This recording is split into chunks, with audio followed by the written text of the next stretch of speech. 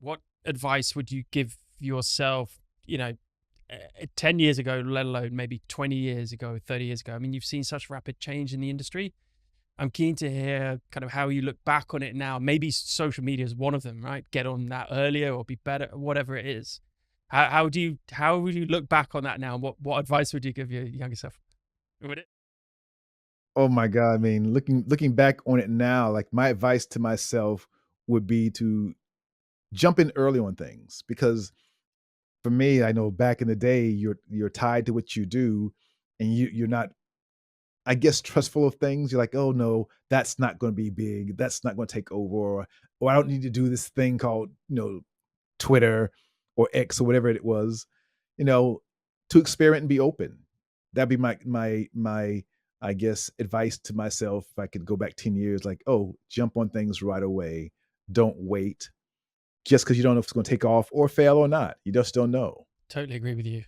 I was put off social media for so long because I just didn't agree with the whole philosophy behind it. But yeah, I do regret that now for sure. You look at the photographers who got into it in 2015, 16, and they're just so integrated in it. They've got an audience from back then. But hey, we've learned other lessons along the way. It happened, like, all over. Oh yeah, I saw that. Oh That was my god. insane. Yeah, we didn't know what was going. Everybody was like, even had the like, "What's going on?" And we didn't know what it was. Nobody knew what it was. And then later on, we say, "Oh, it's all over the country." It's like, this Microsoft thing that, like, All the airlines got grounded. There was, yeah. Oh yeah. yeah. I was actually in the States at that point, and luckily I got out. I don't know, I can't remember how I got out, but yeah, it was it's kind of amazing how a glitch can send the whole country The into. whole country now. We're so tied to these devices now, and every country is every, company is as well, but, like, the airlines, all that stuff.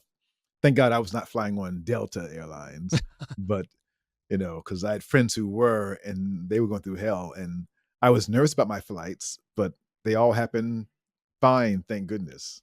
And this is, we were talking about AI a minute ago, but this is just another example of a different example, not necessarily with photography, but a different example of how AI can really pose threats to society, right? If someone Absolutely. gets their hands on it. I know they're trying to introduce bills in the US about legislating or like being careful with really huge um, language models that are getting built, but yeah, it's definitely something to be wary of. And again, it's going to happen fast, isn't it? It's just It's everything's happening happening too faster than we fast. can change laws. That's the scary Yes, thing. yeah, they'll be writing the laws for us. Right, exactly. Yes. Yes, yes. Yeah, am I correct in thinking you've done a lot of fashion work and a lot of kind of magazine work?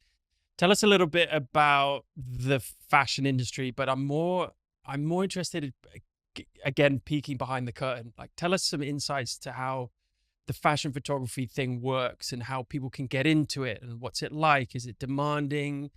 What is your process behind it? Tell us your story of fashion photography.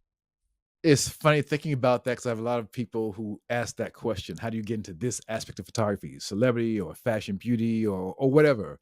And I think the first thing anybody needs to do is study the first part, fashion. You got to study fashion. To be a fashion photographer, you need to be into fashion, be aware of it, the trends. It's a very trend oriented, business.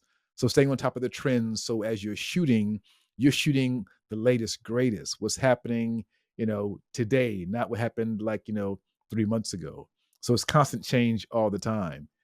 And it's kinda cool being in Tokyo because you get out in the streets and you see it. You see the trends change, and the trends here kinda trickle down everywhere. You see it showing up sometimes like 6 months later in the streets of New York.